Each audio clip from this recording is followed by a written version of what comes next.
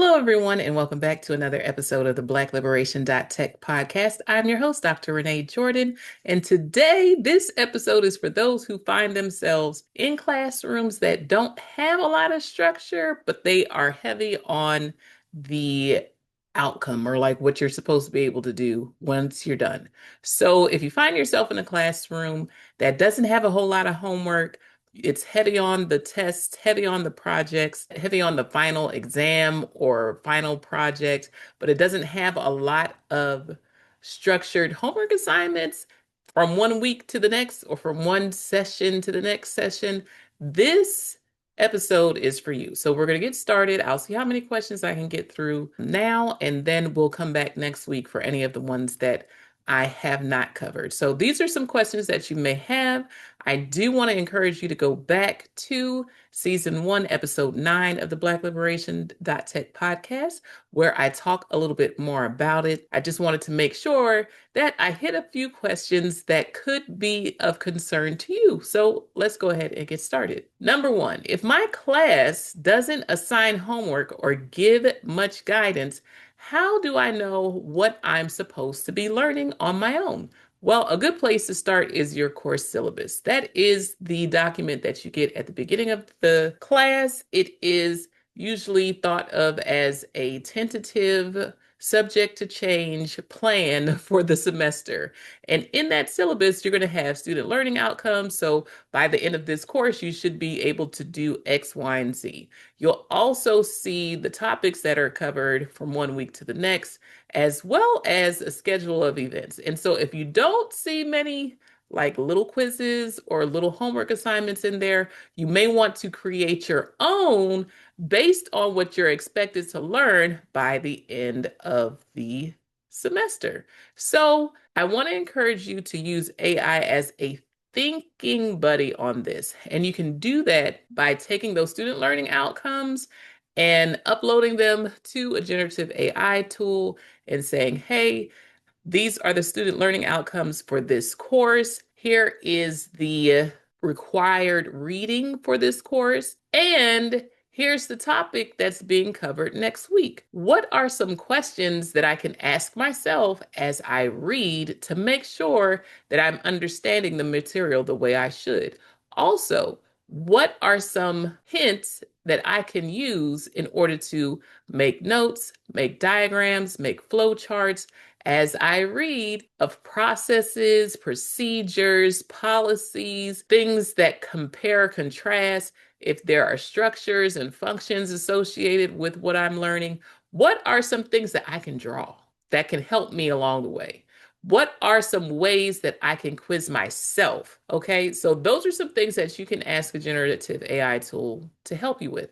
You can also make sure that you stay on top of the reading. Chances are, if it has a topic or a weekly schedule of topics or readings that you're supposed to complete, turn those headings, turn those subheadings into questions that you can ask yourself.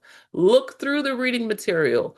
Do they have end of the chapter questions that you can answer as you read or after you're done reading? Does it have unit questions that you can answer so that when you get to the end of the unit, you can have your own practice with those questions? Don't wait on them to be assigned. Some will assign them and not collect them. That's possible. Some will assign them for you to turn in later, which would be helpful so that you can get feedback.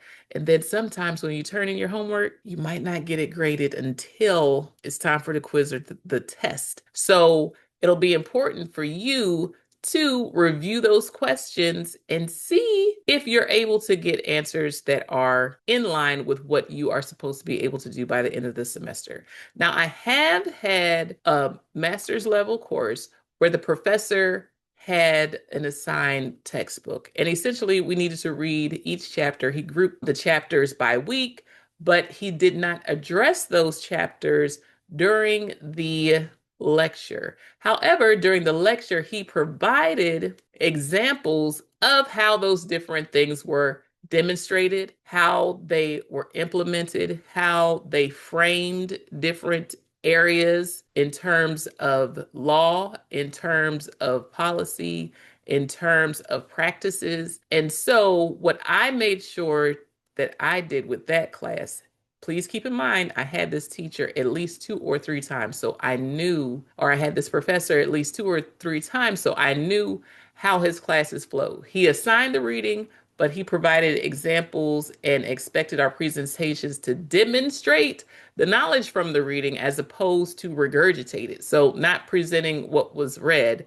but presenting what it looked like in real life, whether that was from researching other articles, case studies, or presenting information based on what we have seen as educators in our various institutions and organizations.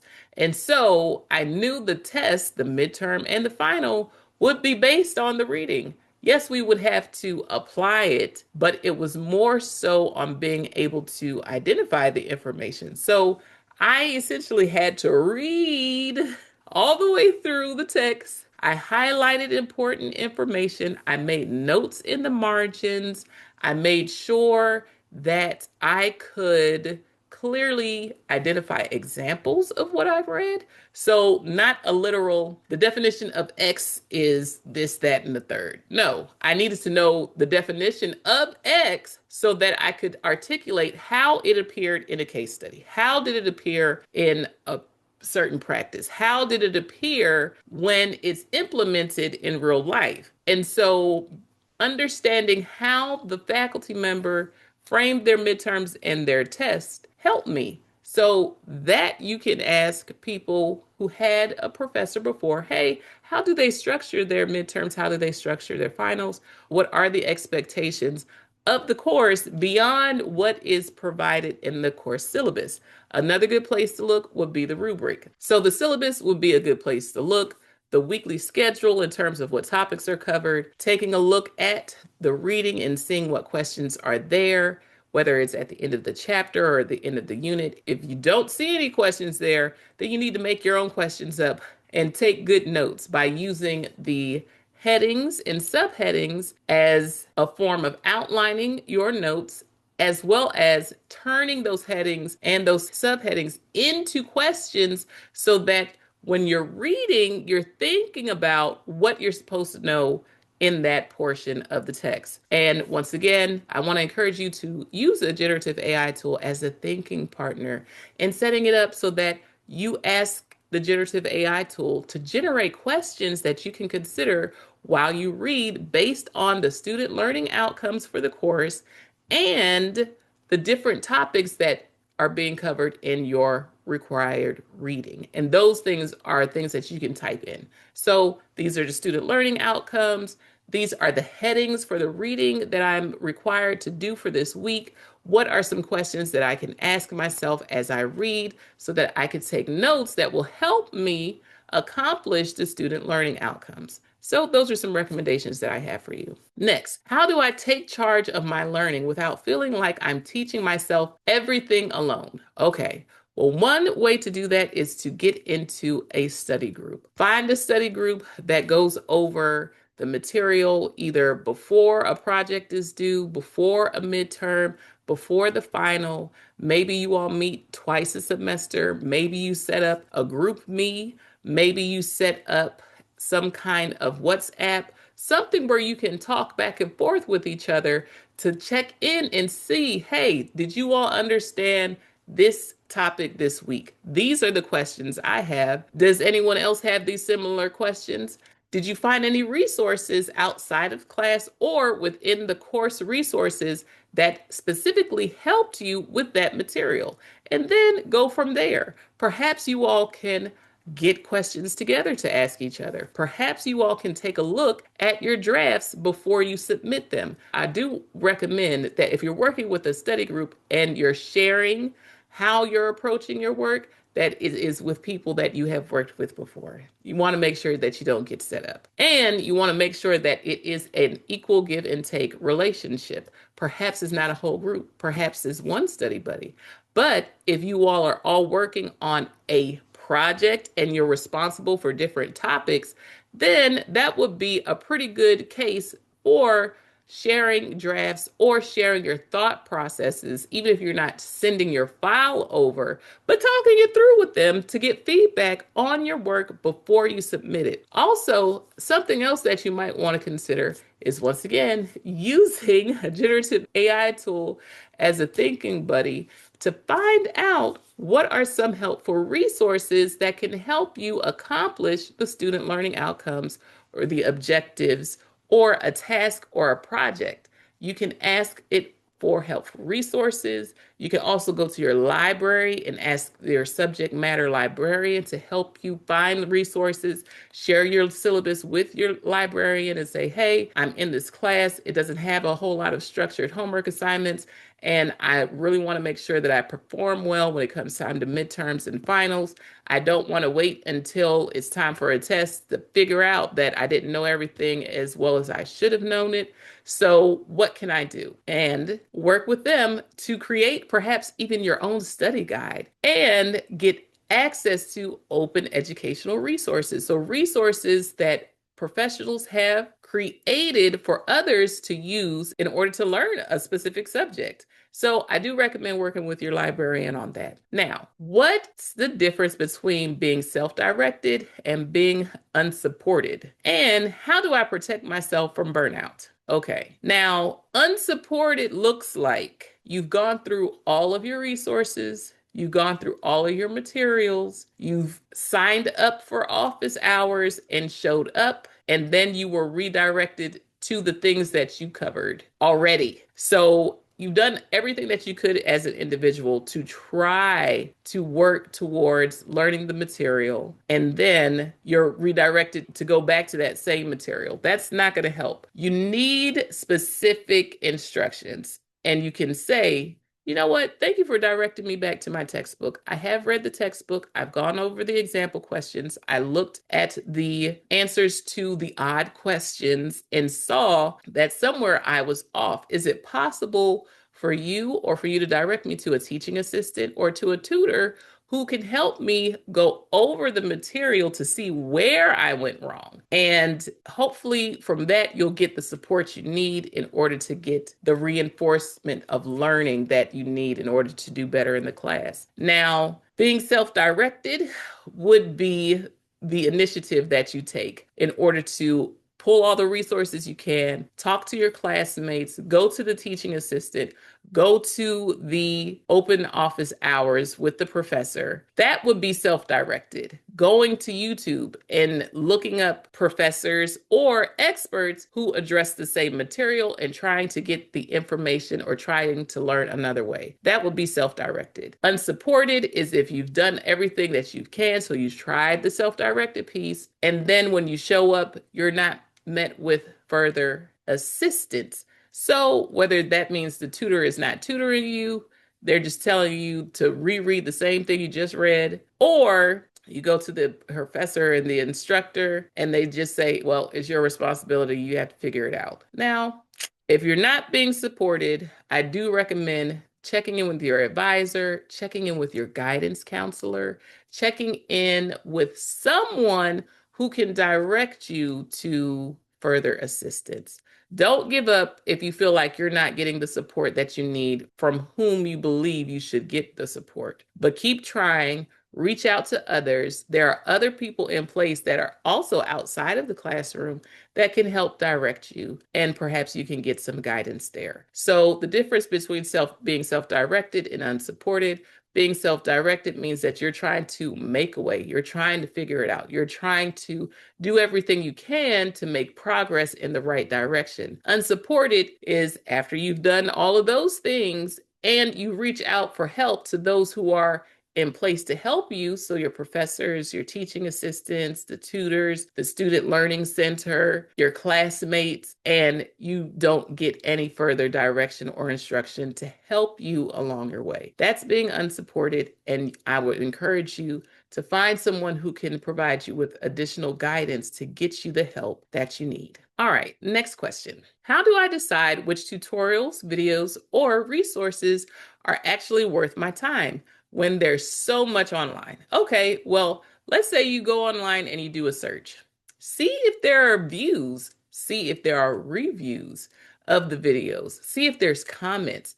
Take a look at the description of the video and see if it matches up with the student learning outcomes, with the topics, with the types of questions that you're being asked to know, and do a precursory, like do a quick comparison. So before you start the video or the tutorial, see how much of it actually aligns based on what you can preview with what you're responsible for. You can even ask, hey, I'm looking at this resource. So let's pretend it is a YouTube video. You could go to Notebook LM, add the video to your Notebook LM, and say, hey, I'm interested in looking at this video in order to help me study this course. You can provide Notebook LM with a copy of your syllabus. Would this video be an appropriate resource for me to use? And then Notebook LM could do the comparison and give you feedback as far as what parts of the video you might want to watch and whether or not it aligns based upon your syllabus. So that's another way to use a generative AI tool. The reason I say Notebook LM is because it's backed by Google, is a Google project, and as a result,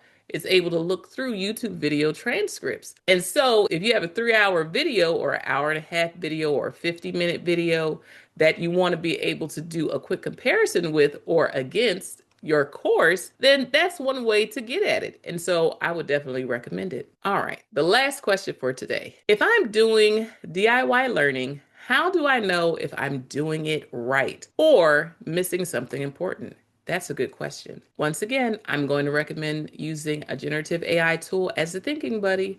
And what you can do is you can ask the generative AI tool to take on the role of the professor for X, Y, and Z course. Here are the student learning outcomes for this course. Please create a 10 or 15 question quiz based on this week's topic. Just as a point of reference, here are the required texts for this portion of the course. And so you can give it its title, give the title as well as who it was by.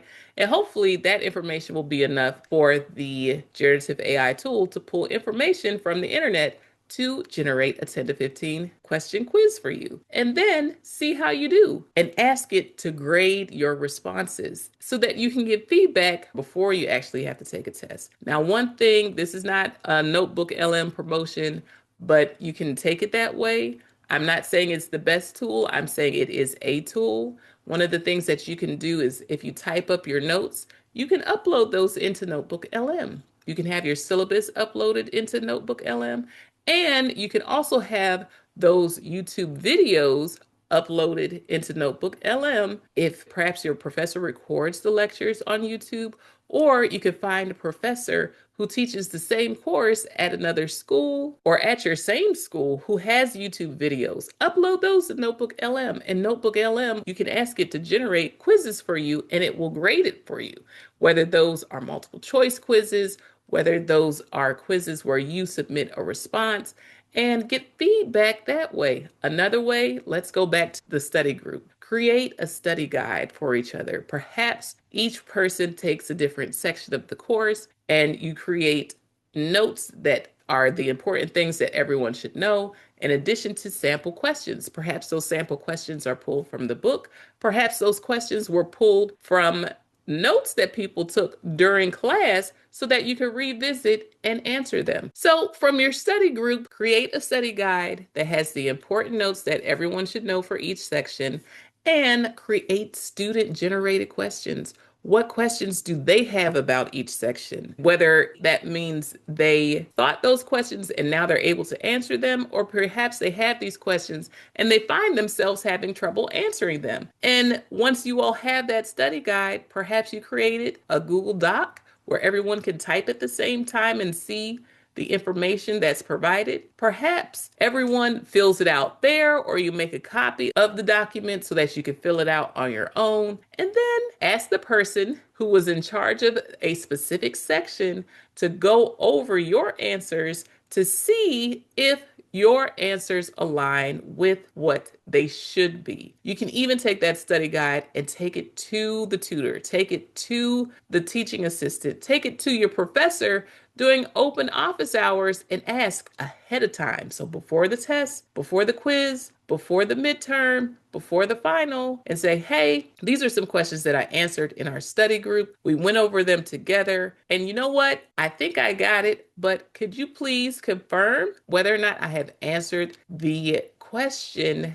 at the level that you require? Now, another thing you want to do when it comes to requirements and evaluating your responses and what you've done, take a look and see if your professor has provided a rubric. A rubric can help you grade your own work before you turn it in. Look at the criteria. So every requirement of the assignment or project. See what level of proficiency you have reached based upon the descriptions that are in each box. So most of the time it's 1 through 5. You want to head on over to the highest score and see if you tick off all the boxes under that column so that you are aiming for the highest score.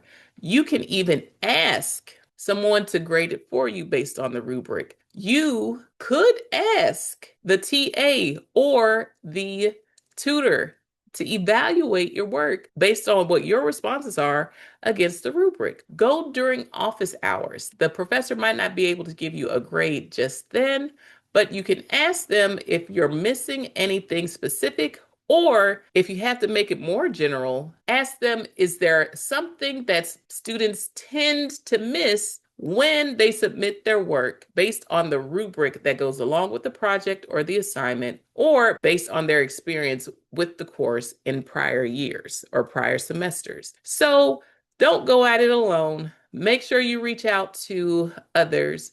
Others can include your classmates. Others can include a study group. Others can include a tutor, a teaching assistant, a professor during their open office hours. And if you're not getting the support there, then don't go unsupported. Reach out to guidance counselors, reach out to your advisor, reach out to your librarian. Librarians are very knowledgeable and can provide you with direction as far as where you can go for help. Perhaps the subject matter librarian is familiar with the faculty member, and they can even give you additional resources, open educational resources, resources in the library or in their database that will help you along the way and don't cost a thing. So reach out to those other people who support learning, the Student Learning Center. Go there. Go to the Writing Center. Go and seek help. Do not be satisfied with being unsupported. Find your support,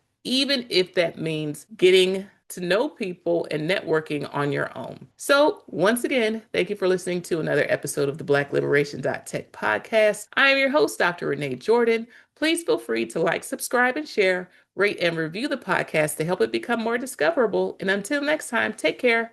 Bye-bye.